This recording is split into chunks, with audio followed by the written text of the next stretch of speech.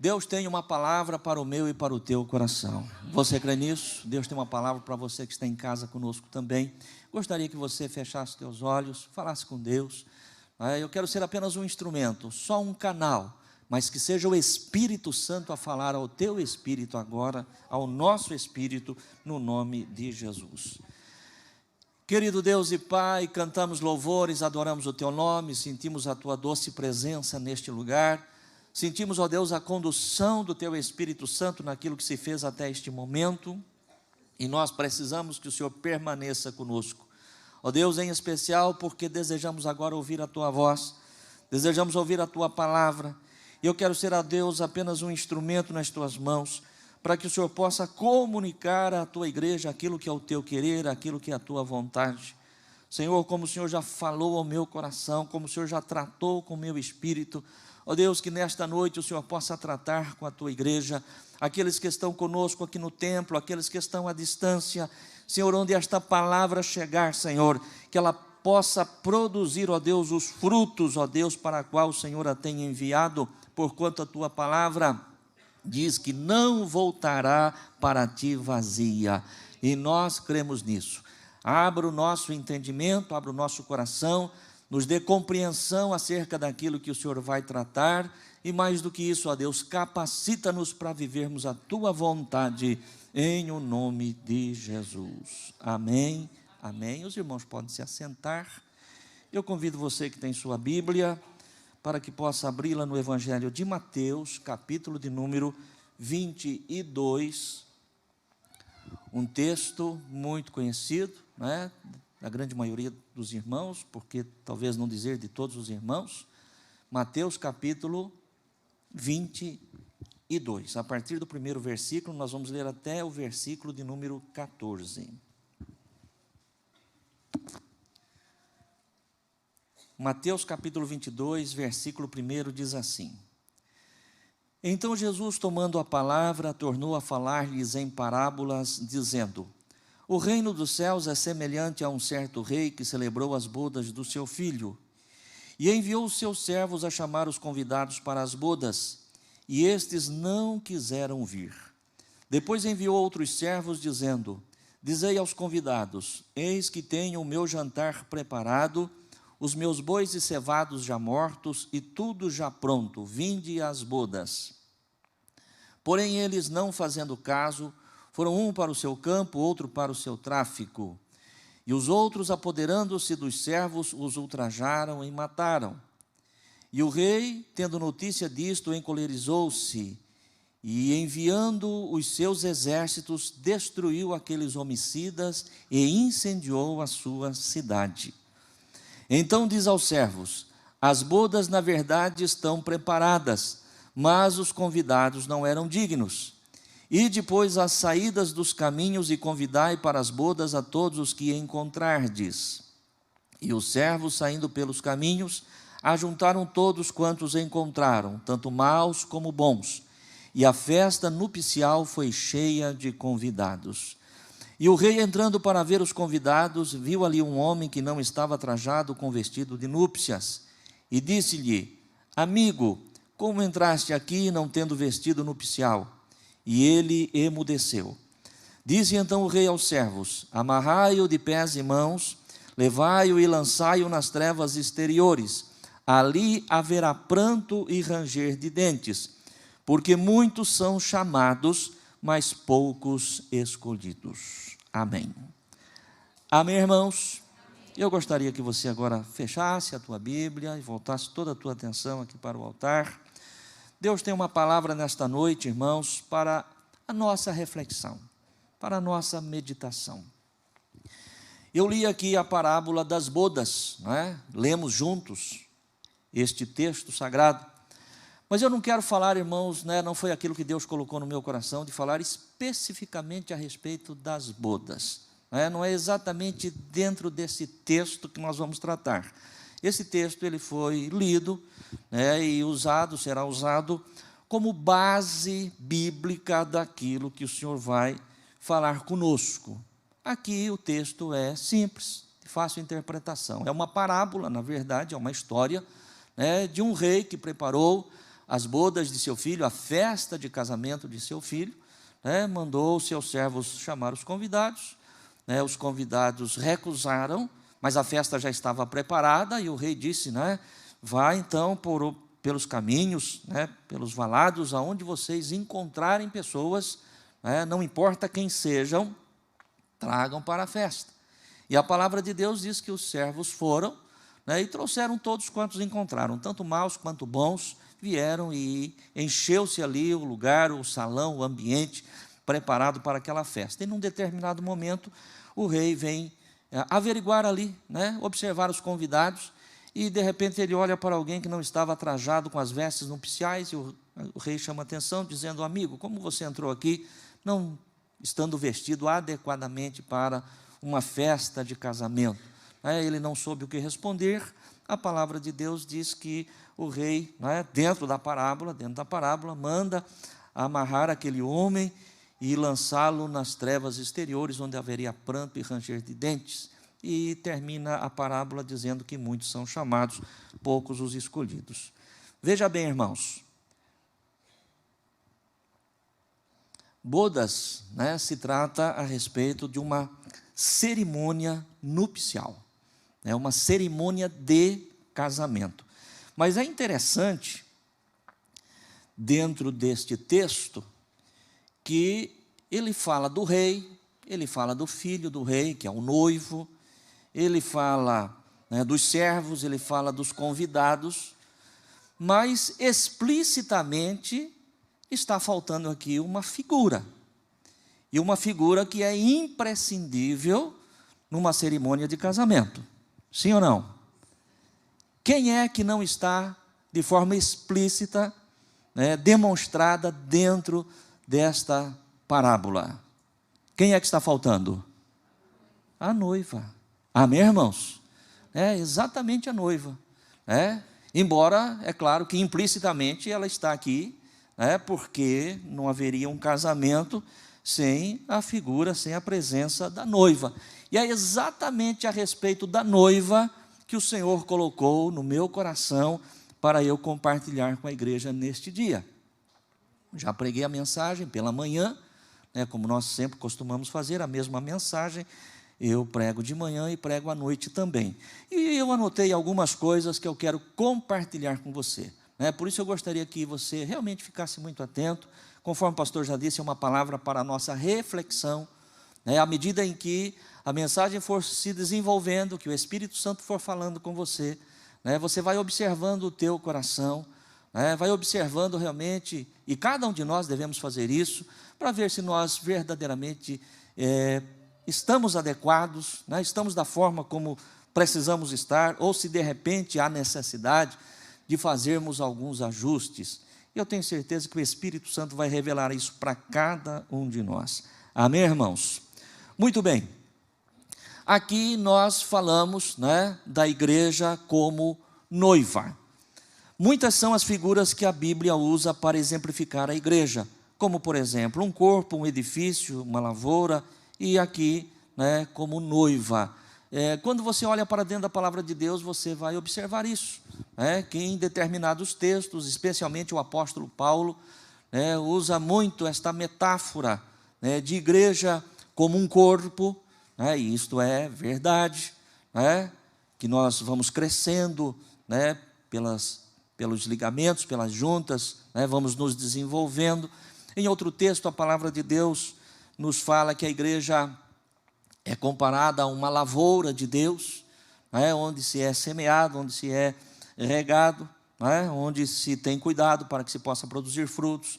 Em outros lugares nós vemos a igreja sendo tratada como um edifício de Deus, que somos feitos casas espirituais e somos edificados pelo Espírito Santo, um com o outro, como igreja do Senhor. Enfim, existem várias metáforas a respeito da igreja, mas nós queremos, pelo Espírito Santo, dentro daquilo que Deus colocou no meu coração, tratar a respeito da igreja como noiva de Cristo. E quando nós falamos da igreja como noiva, irmãos, tem uma particularidade, que eu quero que você preste bastante atenção.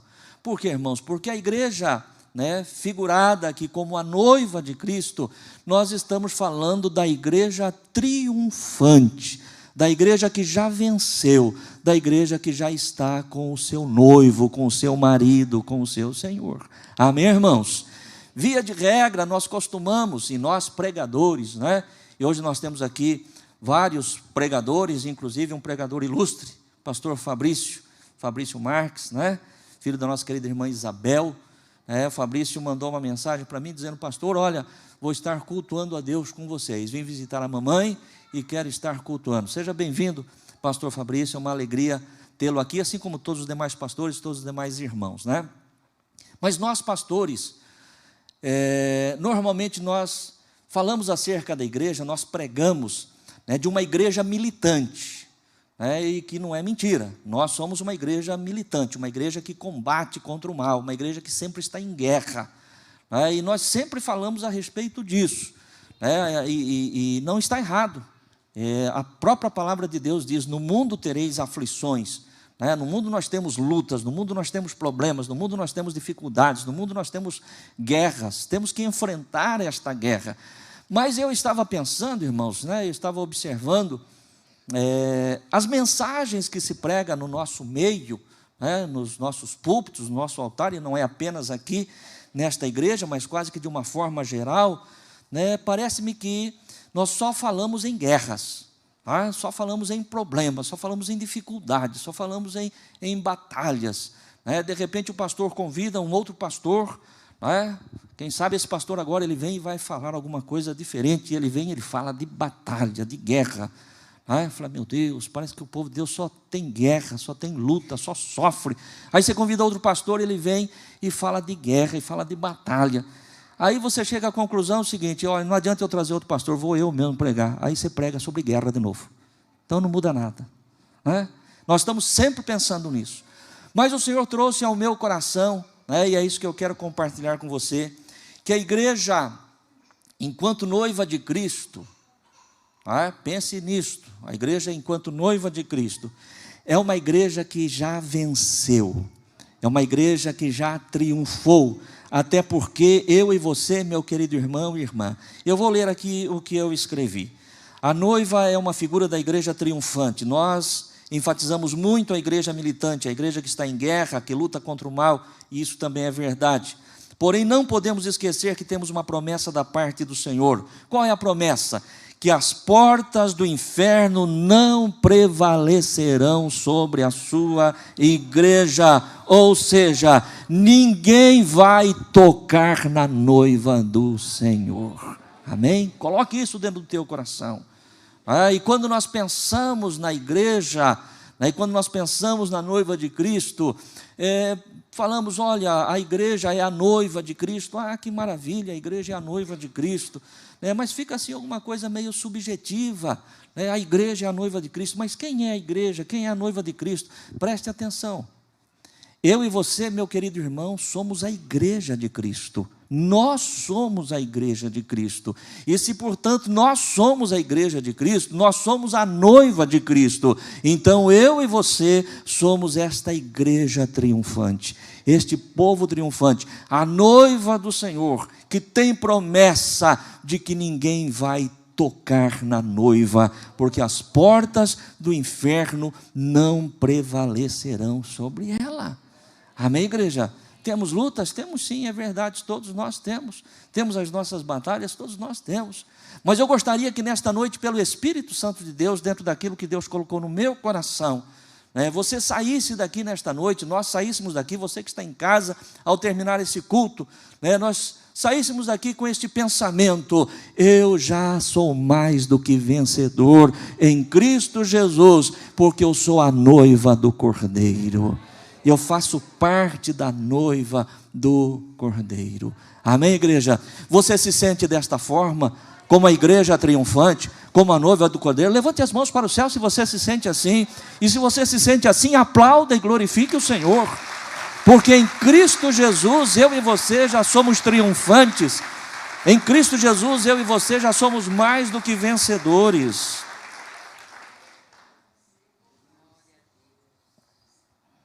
Agora preste atenção, irmãos. Quando nós falamos a respeito das bodas, né? Quando nós falamos a respeito de uma cerimônia de casamento, nós estamos falando aqui do ápice da demonstração de um amor recíproco, né? O casamento é a evidência, né, de um amor recíproco, de um amor entre o noivo e a noiva, né? Não obstante as falhas da natureza humana, ainda assim o casamento é a demonstração do amor existente entre o noivo e a noiva. Existe o período de namoro, existe o período de noivado, existe o período da convivência, mas tudo isso, irmãos, tem um propósito, não é? Tudo isso tem uma finalidade. Qual é a finalidade? A finalidade é chegar no dia do casamento. Esse é o dia esperado. Esse é o momento esperado. Esse é o ápice da demonstração do amor que existe reciprocamente, né, no coração dos noivos. E aqui eu quero que você pense também, querido irmão e irmã, né, como igreja de Cristo, que nós ansiamos, nós desejamos por este dia em que verdadeiramente este amor, né, será consumado por toda a eternidade. Amém? E eu quero aqui trazer alguns exemplos, me veio ao coração, né, enquanto eu preparava esta mensagem que o Senhor me dava ao meu espírito, algumas atitudes de um casal apaixonado. Eu imagino pelo menos, que todos quantos estão aqui nesta noite, pelo menos em algum momento você já esteve apaixonado, ou você está apaixonado, ou você é eternamente apaixonado. Então eu quero aqui, pelo Espírito Santo de Deus, exemplificar, trazer aqui como exemplo algumas atitudes. É claro que existem tantas outras, mas pelo menos 3 atitudes para a nossa reflexão, de um casal apaixonado. Uma das atitudes de um casal apaixonado: querem se encontrar sempre. Sim ou não? As pessoas que se amam, as pessoas que se gostam, especialmente as pessoas que estão apaixonados, eles querem estar sempre se encontrando, eles querem estar sempre se vendo, eles querem estar sempre se falando.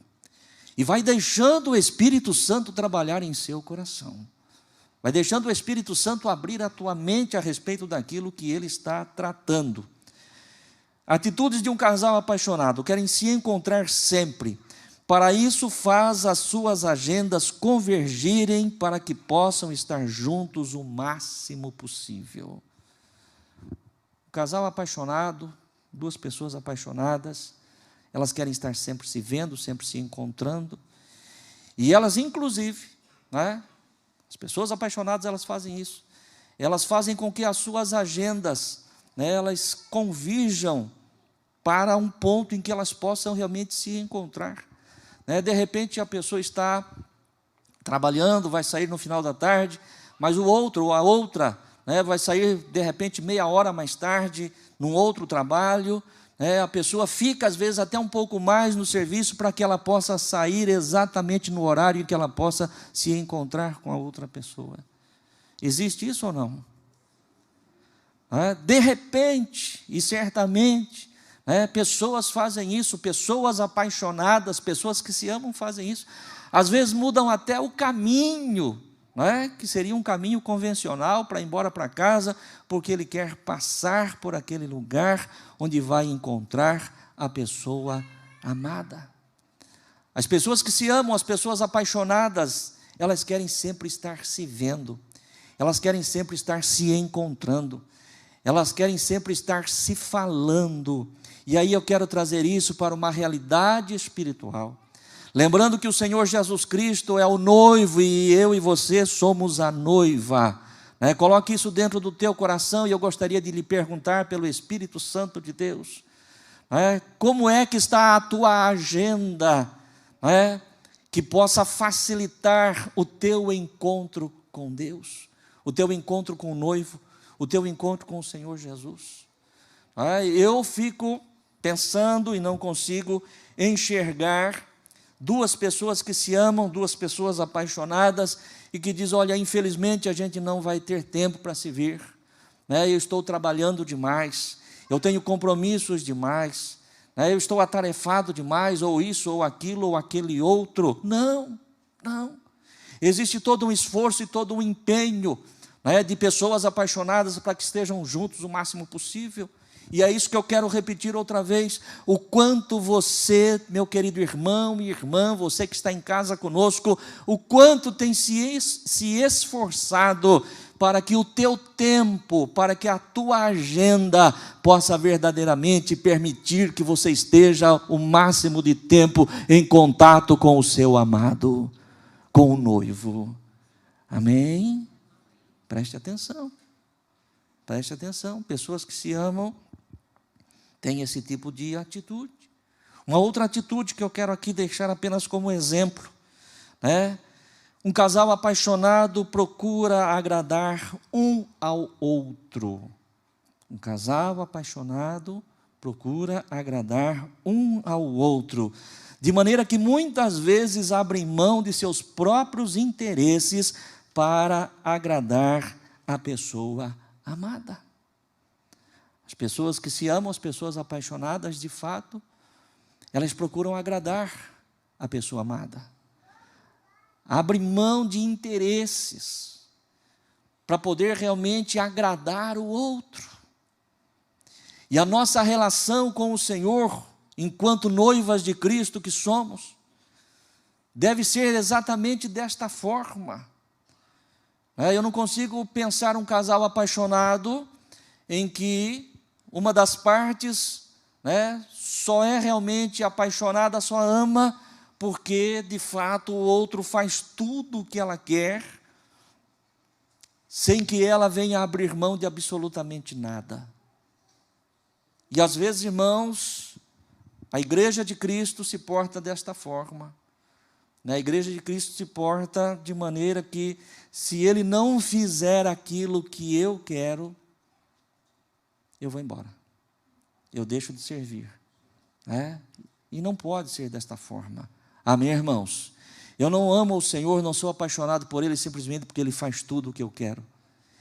E até porque, preste atenção, nenhum casal em absoluto, por mais que ame, por mais que queira, consegue de fato agradar plenamente um ao outro, e aqui eu estou falando dentro da nossa natureza humana, né?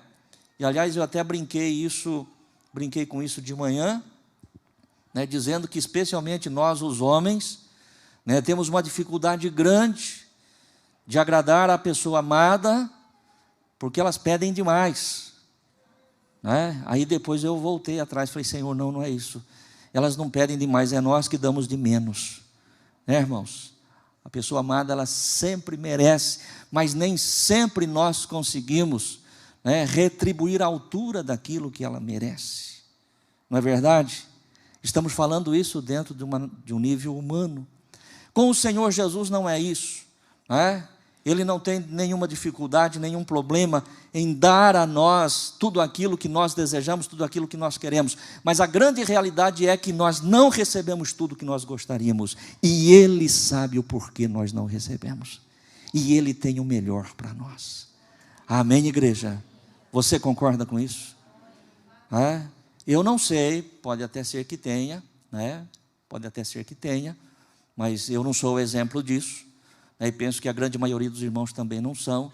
Aquela pessoa que pode dizer, olha, eu recebi tudo desde o dia que eu me converti até o dia de hoje, já faz 50 anos que eu me converti, tudo que eu busquei, tudo que eu pedi, eu recebi. Não.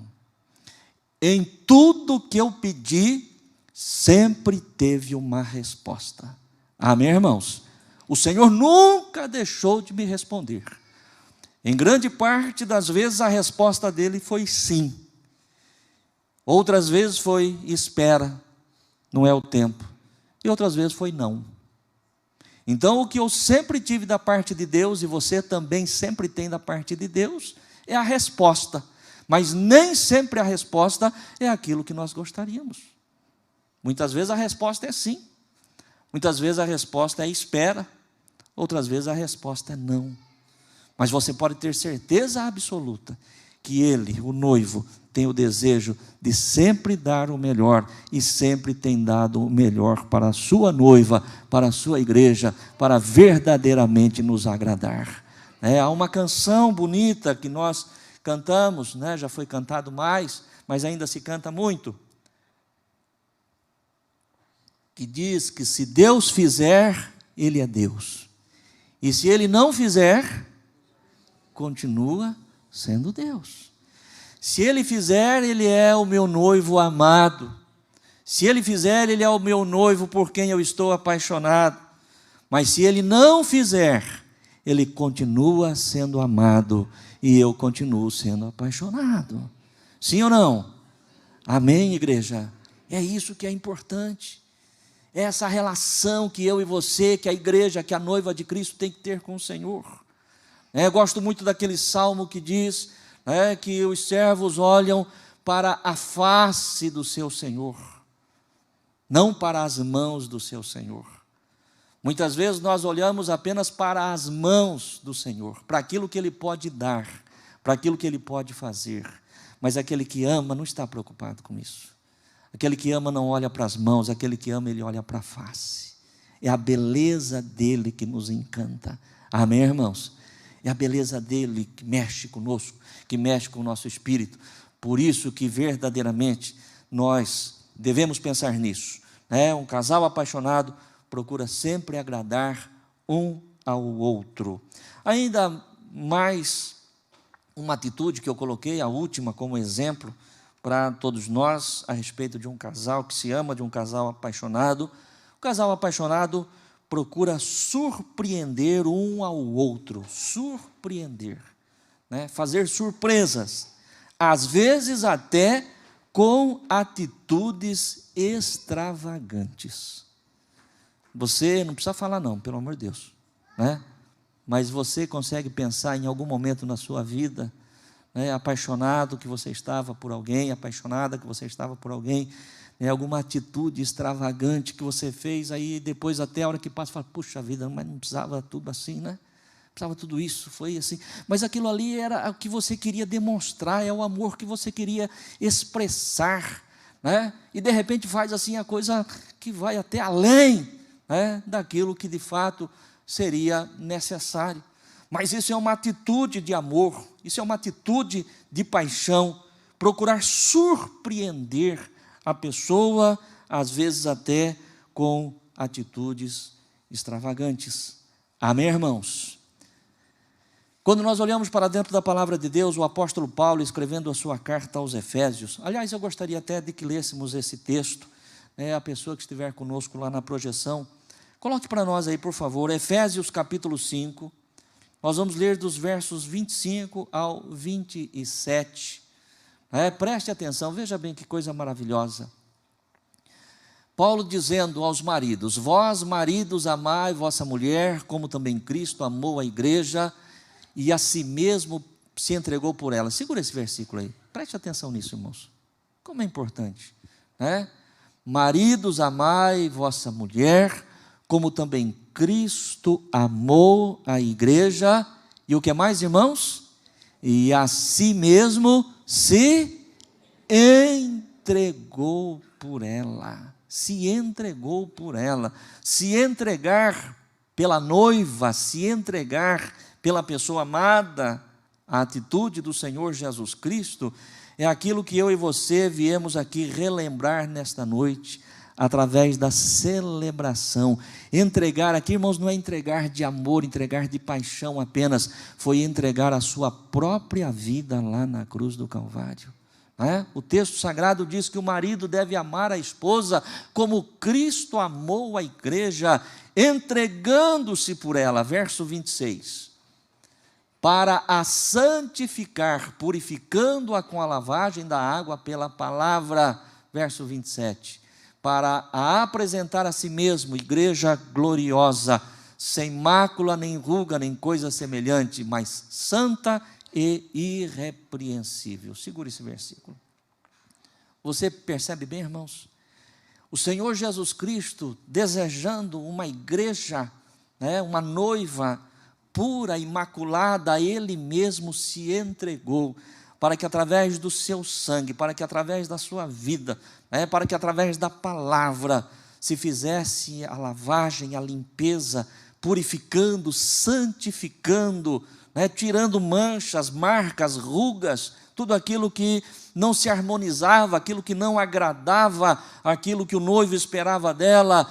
Ele próprio, né, buscou a condição necessária para tornar esta igreja, esta noiva, perfeita aos seus olhos, né, para apresentar a si mesmo, igreja gloriosa, sem mácula, nem ruga, nem coisa semelhante. Nós estamos falando aqui, irmãos, de atitude extravagante, né? Eu poderia, sem cometer aqui nenhuma heresia, dizer, irmãos, que no conceito humano, não existe uma atitude mais extravagante do que essa que Jesus fez.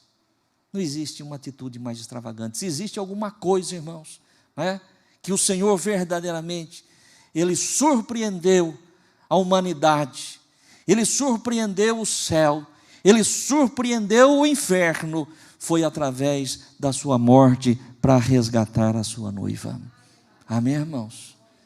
Uma atitude que realmente só o Senhor Jesus Cristo poderia ter, e só por amor realmente poderia fazer. Agora preste atenção, porque isso precisa falar comigo e com você. Qual a recompensa para o amor? De que forma o amor ele pode ser recompensado? A recompensa para o amor é ser amado. Amém, irmãos? Esta é a recompensa. Eu tenho certeza absoluta, irmãos, que qualquer pessoa que ama verdadeiramente, ela não está esperando do outro qualquer outra coisa, qualquer outra atitude, né? Não está esperando ali uma joia que custa milhões para expressar o amor. Não, não é isso não. Ou para compensar ou recompensar. Não. Aquele que ama, ele só espera uma coisa. Aquele que ama só espera uma recompensa: ser amado pelo outro, pela outra. Sim ou não? É isso, irmãos. Se existe uma das maiores dores da alma para o ser humano, e creio que muitos daqui já experimentaram, talvez todos já experimentaram, não sei, mas isso é comum, isso é natural, entre os seres humanos. Uma das maiores dores da alma é amar sem ser amado, é amar e não ser correspondido. Agora, não é disso que eu quero falar para você. Eu quero falar para você, pelo Espírito Santo de Deus, o quanto você tem amado aquele que te amou de uma forma extravagante, de entregar a sua própria vida lá na cruz. Você, através da tua vida, nós, através das nossas vidas, das nossas atitudes, verdadeiramente nós temos recompensado ao Senhor por todo o amor que Ele teve e tem por nós, pela sua igreja, pela sua noiva. Isso que é importante, irmãos. A maior recompensa para o amor é ser amado. O que é que Jesus espera de mim e de você, queridos irmãos, senão que nós o amemos de fato, de todo o nosso coração?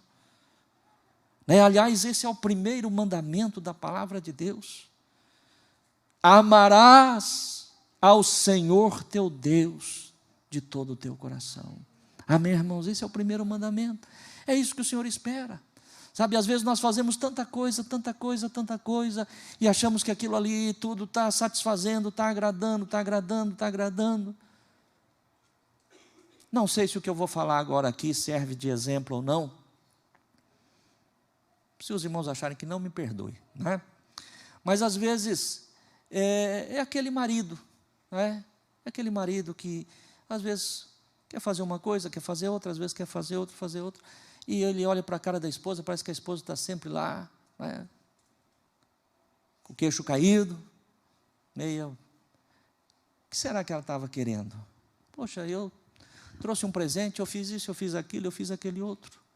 De repente ela só queria um abraço, de repente ela só queria um beijo, de repente ela só queria ouvir eu te amo. Amém? Você concorda com isso ou não? Às vezes nós nos matamos, entre aspas, de querer fazer coisas para o Senhor. E às vezes tudo o que Ele quer é um tempo a sós conosco e nós dizendo: Senhor, eu te amo. Eu te amo. O Senhor é tudo o que eu preciso. Cantamos isso, né? O Senhor é tudo o que eu preciso. O Senhor é tudo o que eu preciso, eu não preciso de mais nada. A tua presença me basta. Amém, irmãos? A tua presença me basta, Senhor. Então nós temos, queridos irmãos, conforme o pastor disse ao início da mensagem, fazermos uma reflexão. Ver se realmente a forma como nós comportamos é exatamente a forma que uma noiva apaixonada, que uma noiva que ama o noivo realmente está agindo. Porque às vezes o marido, aquilo que o pastor acabou de dizer, ou a esposa também, às vezes quer fazer tanto, e às vezes não é esse tanto que vai fazer a diferença, às vezes com muito menos, mas de uma forma muito diferente, especial, vai tocar o coração da pessoa amada. Amém, irmãos? E aquilo vai ser toda a recompensa que ele buscava, ou que ela buscava. Eu estou falando isso, irmãos, não é na sua relação com o seu marido, com a sua esposa, não é com a relação com o teu noivo, com a tua noiva, eu estou falando da nossa relação com o Senhor Jesus. Amém, irmãos? A nossa relação com o Senhor Jesus. Isso é importante que nós pensemos. Deixa eu lhe dizer uma coisa importante, agora para que nós possamos nos despertar. O dia do casamento está chegando. Amém, irmãos? As bodas estão chegando. Se aproxima o grande dia da igreja encontrar-se com o noivo, Jesus, e precisamos estar prontos. Está chegando esse grande dia. Esse grande dia. E existe uma expectativa, irmãos, no coração dos noivos, especialmente no coração da noiva, pelo dia do casamento. E preste atenção, que independente do gênero, se você é homem ou mulher, todos nós somos a noiva. Então nós temos que ter a expectativa da noiva para este grande e glorioso dia das bodas do Cordeiro. Amém? Então nós precisamos estar preparados. E eu quero trazer para os irmãos, 3 evidências a respeito da volta de Jesus, desse dia tão especial. Além, é claro, de todas aquelas evidências que nós encontramos registradas nas Escrituras, especialmente no Evangelho de Mateus, a partir do capítulo 24, onde o Senhor fala com seus discípulos daquilo que aconteceria quando, precedendo a sua volta, haveria as fomes, pestes, guerras, terremotos, nações contra nações, reinos contra reinos, pais contra filhos, irmãos contra irmãos, essa coisa toda aí que está registrado na palavra de Deus e que nós temos visto também acontecer claramente diante dos nossos olhos. Mas estudiosos da palavra de Deus, estudiosos da escatologia, estudiosos dos sinais acerca da volta de Jesus, do dia das bodas do Cordeiro, nos falam de 3 coisas que eu gostaria de compartilhar com você agora. Além de todas as demais, aqui nós temos também 3 evidências. Uma das evidências da volta do Senhor Jesus, diz aqui: segundo os estudiosos da volta de Jesus, o tempo que precede a volta do Senhor será marcado por 3 características. Primeiro, corrupção moral generalizada na sociedade. Por corrupção, entendemos aqui violência e perversão sexual. Segundo os estudiosos da volta de Jesus, os tempos ou o tempo que precederia a volta do Senhor seria marcada exatamente por esta corrupção moral generalizada. E aqui se fala especificamente da violência e da perversão sexual.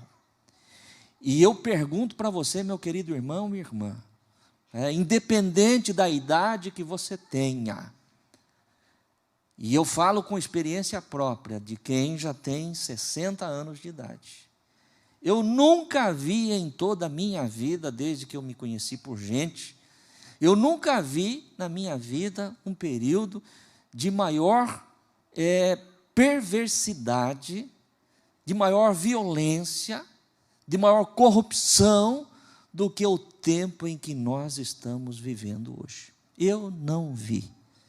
Não sei se você discorda disso, mas eu não vi. Irmãos, hoje as coisas estão assim de uma forma que você não consegue acreditar. Fala, Senhor, não é possível que isso esteja acontecendo. Mas está acontecendo, até porque é um sinal, é uma das características do tempo em que o Senhor Jesus estaria vindo para buscar a noiva. Isso nos faz lembrar as palavras do próprio Senhor Jesus, se referindo ao tempo da sua volta, que ele diz: assim como foi nos dias de Noé, será também os dias da vinda do Filho do Homem. E os dias de Noé foram marcados exatamente por violência. É só você olhar para dentro da palavra de Deus e você vai observar isso. Uma corrupção generalizada do mundo daquela época, que foi destruído completamente pelas águas do dilúvio, permanecendo apenas 8 pessoas, que foi Noé e a sua família. E o Senhor Jesus Cristo disse: assim como foi nos dias de Noé. Então, aquela violência, aquela corrupção generalizada dos dias de Noé, segundo a minha percepção, eu vejo se repetir nos nossos dias. Eu vejo como característica dos nossos dias. Mas o Senhor vai adiante ainda falando a respeito disso. Falando a respeito da sua vinda, ele diz: lembra da mulher de Ló. Lembrai-vos da mulher de Ló. Quem foi Ló? Ló, sobrinho de Abraão, que, por uma contenda entre os pastores de Ló e Abraão, foi habitar nas regiões de Sodoma e Gomorra. Os irmãos todos conhecem a palavra. Uma região pervertida sexualmente, pervertida, a ponto, e vocês conhecem a história, a palavra do Senhor registra, que quando os anjos do Senhor chegaram à casa de Ló, para poder tirá-los dali, porque o Senhor iria destruir aquela cidade, aquela região, com fogo e enxofre, os anjos do Senhor foram recebidos por Ló. Mas os homens da cidade vieram ali para abusar sexualmente dos anjos, dos homens que chegaram na casa de Ló. Perversão. E eu pergunto para você, meu querido irmão e irmã, como um homem de Deus, como uma mulher de Deus que você é, você viu antes, em algum tempo, na sua existência, maior perversão do que nós estamos vendo hoje? Isso é uma das características do dia da volta do Senhor. Corrupção generalizada, corrupção moral generalizada da sociedade humana. Uma outra característica importante que os estudiosos apontam, e eu gostaria que você também analisasse e refletisse sobre isso. O aumento do ocultismo. As pessoas ávidas por fenômenos sobrenaturais cederão aos enganos de Satanás, o pai da mentira. Segundo os estudiosos, diz que o tempo que precede a volta do Senhor seria marcado por um desejo, por um interesse do coração das pessoas pelo sobrenatural. O ocultismo, aquilo que ainda é mistério, aquilo que ainda não está revelado, aquilo que ainda não é claro. E infelizmente, irmãos, por conta deste desejo, desta sede, da alma humana, de buscar o sobrenatural, Satanás, que é o enganador, Satanás, que é o pai da mentira, tem usado desta fraqueza da alma humana e tem conseguido enganar os incautos. São milhares e talvez podemos dizer milhões de pessoas que estão envolvidas e enganadas na mentira do ocultismo. E não precisa ir longe, irmãos, não precisa ir longe. Aqui dentro da nossa cidade nós sabemos. Aqui dentro da nossa cidade nós sabemos. Em alguns dias da semana, terça-feira, não me lembro, outro dia da semana, sexta-feira, mas à noite, vindo para a igreja ou andando aqui por algumas ruas da cidade, você passa em frente a alguns lugares e você vê aquela fila de carro, tudo parado. E aliás, eu disse isso de manhã e eu quero repetir agora, irmãos, presta atenção. Quando se fala a respeito de ocultismo, não está se falando a respeito das pessoas pobres, das pessoas de menos condição financeira, econômica, social. Não é isso não. Os ricos, os milionários, talvez sejam aqueles que mais buscam o ocultismo, o sobrenatural, e sem saber, porque infelizmente nenhum deles sabe, mas sem saber, eles estão sendo enganados pelo diabo e caminhando para o abismo. É triste, não é, irmãos? Por conta desta sede, desta vontade, são ávidos pelo sobrenatural. Aí eles vão, e escutam ali uma mentira, e eles acham que está falando com o pai que já morreu, está falando com o filho que já morreu, uma mensagem de quem já foi, uma mensagem de quem não vai, e por aí vai. Em tempo algum, irmãos, em tempo algum, nós nunca vimos uma proliferação desses lugares usados. E eu quero dizer, irmãos, eu tenho no meu coração, sabe, com muita tristeza, não é nenhum preconceito, não é absolutamente nada, de forma alguma. Eu falo até assim com muita pena, porque são pessoas, na grande maioria delas, bem intencionadas, que acham que estão fazendo o certo, que acham que estão buscando o certo, quando na verdade nós sabemos que não é. Nós sabemos que não é. Mas nós estamos falando aqui de características, de evidências do dia das bodas, da volta do noivo. Então é importante que se diga o que nós estamos dizendo. Também, irmãos, uma outra característica, e portanto a terceira e última característica que nós usamos, já estamos no final da nossa mensagem, que marcaria os dias que precedem a volta do Senhor Jesus, é a apostasia.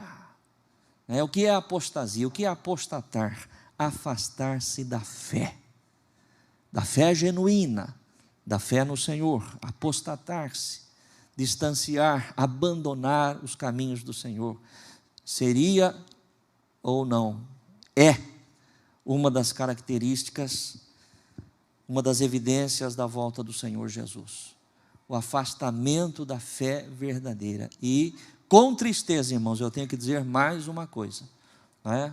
Nós temos que ser francos, ser verdadeiros em tudo aquilo que nós falamos, em tudo aquilo que nós fazemos. Qualquer igreja, em qualquer lugar, qualquer igreja, qualquer denominação, inclusive a nossa, inclusive esta igreja, qualquer igreja, em qualquer lugar, com mais de 10 anos de atividade, se você pegar o rol de membros daquela igreja, maior é o número das pessoas que já passaram pela igreja e se afastaram do que aquelas que permanecem servindo ao Senhor. A apostasia, afastamento da fé, abandono dos caminhos do Senhor. E eu pergunto para os irmãos, tudo isso, além daquilo que nós já dissemos, que está registrado na palavra do Senhor, as evidências naturais, as guerras, a fome, a peste, terremotos, além disso, o que nós estamos falando aqui agora, eu pergunto para você, está diante de nós ou não? Está diante dos nossos olhos ou não? Amém, irmãos? Então significa, meu querido irmão e irmã, eu e você, nós, a noiva de Cristo, significa que o noivo amado está chegando. Amém? Está chegando.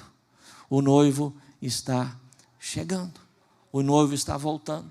Mas isso, irmãos, tem que arder dentro do nosso coração. E aqui eu encerro a mensagem desta noite. Eu gostaria que, por gentileza, quem estiver conosco lá na projeção, na versão NVI, Apocalipse 22, versículo 17. Apocalipse 22, verso 17, na versão NVI. Veja bem, irmãos, o que diz esse texto. O texto diz assim: o Espírito e a noiva.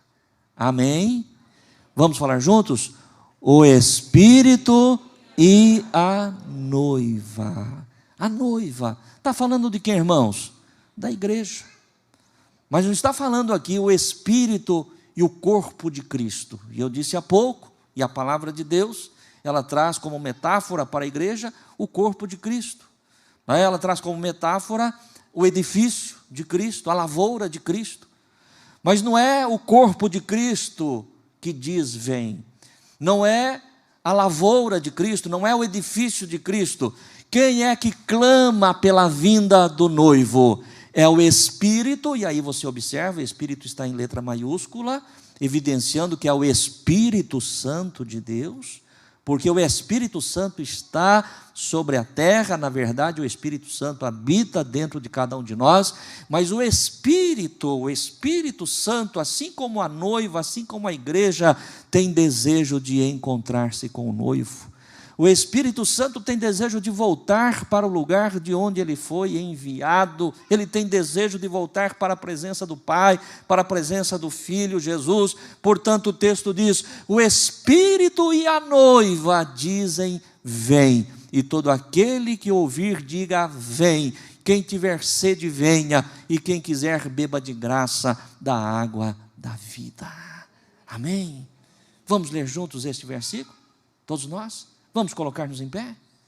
E vamos recitar, porque eu e você, meu querido irmão e irmã, somos essa noiva, que tem que estar com o coração ardendo, de desejo, de vontade, da chegada, da vinda do noivo.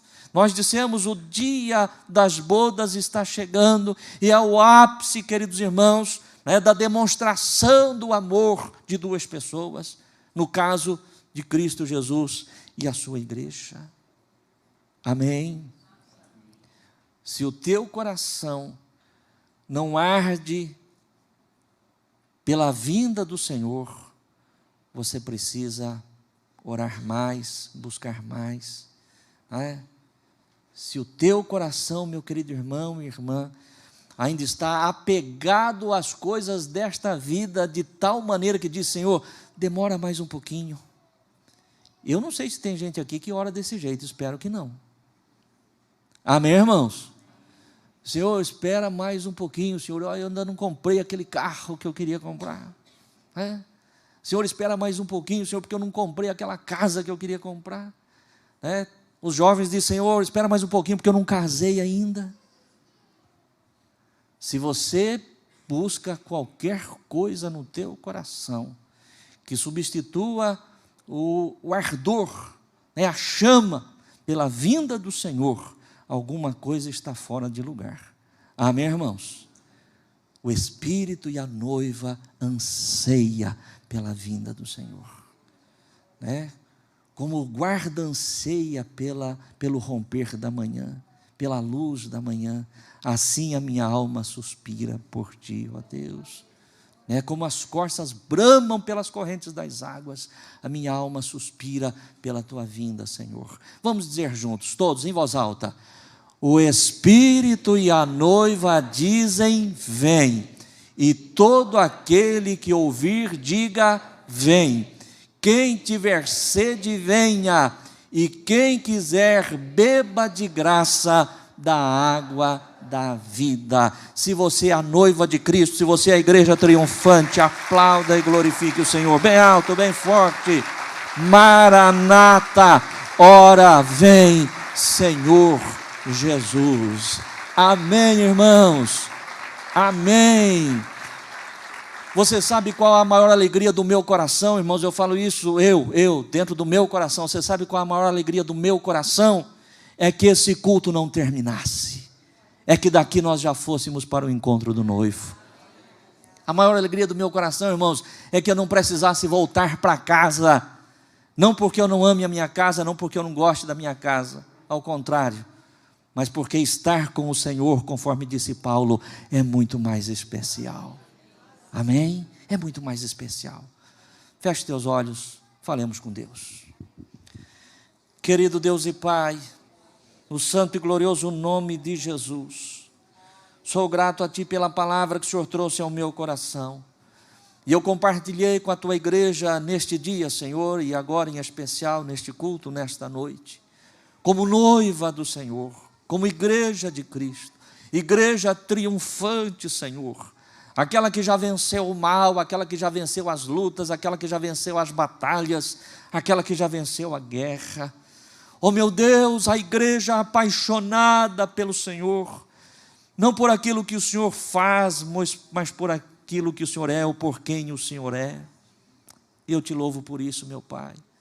Ó Deus, não deixe apagar no coração de nenhum de nós, os teus filhos, esta chama gloriosa, Senhor, este desejo ardente por este tão esperado dia, por este tão glorioso dia, o dia das bodas do Cordeiro e a sua igreja, da qual, Senhor, nós fazemos parte. Obrigado, querido Deus, que nenhuma outra coisa, Senhor, que nenhum outro prazer, Senhor, que nenhum outro desejo, nenhuma outra conquista, Senhor, possa roubar do nosso coração este anseio, este desejo pela sua vinda, em nome de Jesus Cristo.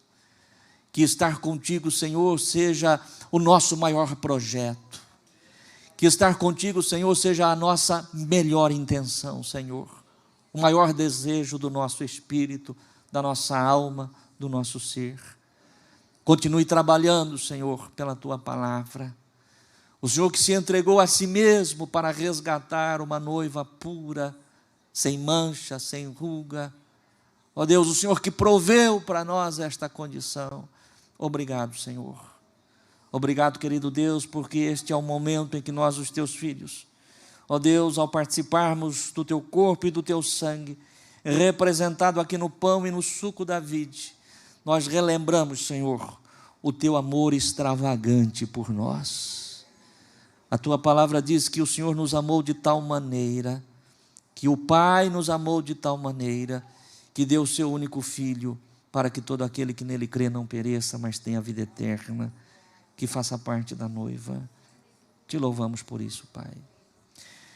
Queridos irmãos, nós vamos agora participar da ceia do Senhor, mas antes disso, deixa eu lhe falar uma coisa.